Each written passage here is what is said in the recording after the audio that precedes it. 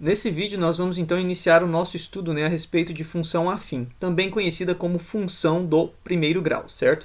Bom, pessoal, essa ideia de função afim ou função do primeiro grau é muito importante, tá? Porque muitos conceitos que eu vou apresentar aqui, né, na ideia de função afim, eles também serão aproveitados, né, pessoal, lá para funções quadráticas, funções exponenciais, funções logarítmicas, tudo bem? Então, muitas ideias aqui serão aproveitadas lá em outras funções, certinho? Bom, pessoal, vamos lá então para a definição, né, de função afim. O que é uma função afim, tá, pessoal? Ela é uma função de reais em reais. Pessoal, o que significa isso? Significa, tá, pessoal, que isso aqui para mim representa o domínio e que isso aqui para mim representa o contradomínio, certo? Então, quando eu digo que eu tenho uma função de reais em reais, eu estou dizendo que o domínio é o conjunto dos números reais, que o contradomínio é o conjunto dos números reais também. Bom, pessoal, lembrando, tá, que o conjunto imagem, tá, pessoal, ele está contido, tá, pessoal, no contradomínio, tá, de uma função. Então, neste caso, tá, pessoal, toda a nossa imagem, ela também vai pertencer, né, pessoal, ao conjunto dos números reais, certo? Todos os valores aqui, né, do conjunto imagem vão pertencer aqui, tá, pessoal, ao nosso conjunto dos números reais, beleza? Bom, então tá aí, pessoal. Galera, para representar de maneira genérica uma função afim, a gente utiliza essa linguagem aqui, ó, f de x, tá, pessoal, igual a ax mais b. Ou seja, pessoal, quando eu perguntar para vocês assim, pessoal, né, qual é a forma genérica, qual é a forma geral de uma função do primeiro grau, vocês vão responder para mim, olha, f de x é igual a ax mais b. Professor, o que é uma representação genérica? O que é uma representação geral? É quando a gente representa uma função afim, pessoal, apenas com incógnitas, né? Percebam que aqui eu tenho incógnita A, incógnita X, incógnita B, né? Ou seja, eu represento a minha função através de letras, apenas de letras, sem a gente colocar ali nenhum valor numérico, tudo bem? Então, esta é a representação geral. Pessoal, vejam, né, que essa representação ela vai ser muito importante, tá, para a gente poder responder exercícios. Existem exercícios, tá, pessoal, que vão solicitar da gente, né, identificar qual é a função afim. E para a gente começar a resolução desse exercício, tá, pessoal, a gente primeiramente então tem que escrever a nossa função na forma genérica, tá? Então não esqueçam mais, né, de como se escreve uma função afim na sua forma genérica, beleza? Bom, pessoal, nós temos aqui então a nossa função, né, afim na forma genérica, ok? E aí nós vamos conhecer aqui então, né, o que significa cada um dos elementos que compõem essa forma genérica, certo? Bom, pessoal, esse A, né, que é o termo que acompanha o X, certo, pessoal? Ele é conhecido como taxa de variação, certo? Em funções, ele é chamado de taxa de variação, ok?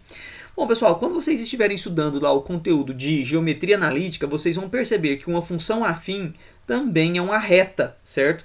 E daí vocês vão ver lá, né, no conteúdo de geometria analítica, né, que esse A ele vai ser chamado de coeficiente angular da reta, certinho? Eu estou só antecipando essa informação aqui, tá, pessoal, a título de curiosidade. O ideal mesmo aqui para a gente, tá, pessoal, é que a gente chame, né, sempre aqui o nosso A de taxa de variação, beleza? Muito bem, pessoal. Então, o A, ele sempre vai ser o elemento, tá, que acompanha, tudo bem, pessoal, a nossa variável independente, a nossa incógnita independente, que esse caso aqui é o x, beleza? Muito bem, pessoal. O nosso B, certo, pessoal? Ele sempre vai ser o valor inicial, tá, pessoal? Ou também conhecido como coeficiente linear, tá bom? Então, o B, ele é chamado, tá, pessoal, de valor inicial ou de coeficiente linear. E aí eu gostaria de destacar uma ideia importante para vocês, tá, pessoal? A palavra linear, ela vai significar para a gente reta. Daí você já pode perceber então, né, pessoal, que o gráfico de uma função afim vai ser uma reta, ou inclinada para a direita, ou inclinada para a esquerda, ou uma reta na horizontal. Se inclinada para a direita, função crescente. Se inclinada para a esquerda, função decrescente. Se na horizontal, uma função constante, certinho, pessoal? Isso a gente já viu aí nos vídeos anteriores, né, quando a gente estava falando de funções, a gente comentou sobre isso, que é uma função crescente, decrescente e constante. E aqui, tá, pessoal, a função afim, ela também pode ser crescente, decrescente e ainda uma função constante, tá bom, pessoal? Bom, galera, então tá aí os elementos que compõem, né, a forma geral de uma função afim, né, pessoal? É o nosso A, o nosso B, certinho, pessoal? Chamado de o A, taxa de variação, o B, valor inicial ou coeficiente linear, e o nosso X, tá, pessoal? É a nossa incógnita, é o nosso termo independente, é a incógnita independente, a variável independente, tá, pessoal? Da nossa função, beleza? Bom, pessoal, outra coisa interessante é que o f de x ele representa o y, tá, pessoal? Ou seja, quando eu falo que eu tenho um f de x, é a mesma coisa de falar que eu tenho um y, ou simplesmente valor do y, certo? Valor de y. Então, pessoal, saca só essa ideia, porque isso também é muito importante, tá? Os nossos livros podem trazer f de x ou podem trazer y, e f de x e y significam a mesma coisa, certinho? Bom, pessoal, vejamos aqui alguns exemplos. Se eu tenho uma f de x igual a 2x mais 3, o que eu sei disso? Eu sei que o meu a, que é a taxa de variação, é o número 2. Eu sei que o meu b, que é o valor inicial ou coeficiente linear, é o meu 3. Tudo bem, pessoal? Galera, se eu olho aqui para o f de x igual a menos 5x mais 1, o que eu sei quando eu olho para isso aqui, pessoal? Eu sei que esse menos 5 é o valor de A, que significa taxa de variação. Eu sei que esse mais 1, tá, pessoal, é o valor inicial, ou coeficiente linear, e então B igual a 1, certinho, pessoal? É o valor de B nesse caso. Bom, pessoal, uma outra situação importante que você, aluno, tem que entender é o seguinte, tá? Toda vez que eu falo assim, ó, f de 4 igual a menos 2, o que isso significa? Pessoal, ó, presta muita atenção nisso. Quando eu tenho f de 4, tá, pessoal, igual a menos 2, eu estou dizendo para você que o x é igual a 4 e que o y é igual a menos 2, certinho? Bom, pessoal, se eu colocar assim para vocês, olha, a f de menos 1 é igual a 3, tá, pessoal? O que isso significa? Galera, quando eu coloco assim, ó, f de menos 1 igual a 3, significa que o meu x vai ser igual a menos 1, certo, pessoal? E que o meu y ele vai ser igual a 3, correto? Pessoal, de maneira análoga, então, tá? Se eu colocar assim, ó, f de 4, certo? Igual a menos 2. Pessoal, o que isso significa? Significa que o valor do x é o 4, tá, pessoal? E que o valor do y ele é o menos 2, certinho?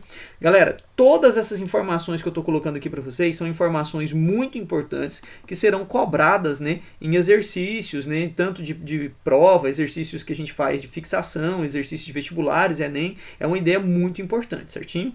Bom, pessoal, percebam, tá, galera, que essas ideias, né, elas também podem ser representadas, né, pessoal, esse valor de x e y pode ser representado através de um par ordenado, onde sempre o primeiro valor é o x e o segundo valor é sempre o valor do y, certinho? Bom, e no par ordenado, tá, pessoal, para a gente poder separar um valor do outro, a gente usa a vírgula, tudo bem? Então vejam, pessoal, que no exemplo acima, né, quando eu digo assim, o x é 4, né, e o y é o menos 2, se eu quiser representar isso em forma de par ordenado, eu coloco assim, ó, 4 para o x, menos 2 para o y, certinho? No outro exemplo, tá, pessoal, eu posso colocar assim, menos 1 para o x e 3 para o y, certo? Muito bem, galera. Quando o valor do x é um valor decimal do tipo 3,2, certo? E o y é igual a um 4, por exemplo, se eu colocar o par ordenado assim, 3,2 e colocar uma vírgula para separar o x do y, bom, provavelmente, né, o aluno, quando lê isso aqui, ele não vai entender. Espera aí, o meu x é o 3, né? E o y é o 2,4, certo? Ou o meu x é o 3,2 e o y é que é o 4. Se eu deixar apenas dessa maneira para vocês, tá, pessoal? Isso fica muito estranho, certo? Então, para poder separar, tá, pessoal, o x do y, quando uma das incógnitas ali, né, pessoal, for um número decimal, a gente separa isso aqui por ponto e vírgula, certinho? Então, a gente vai colocar aqui um ponto e vírgula para poder separar esses caras, correto? Então, é óbvio que se eu tiver assim, ó, 3, ponto e vírgula, 2,4, o que significa? O x é 3 e o y é o 2,4, certinho?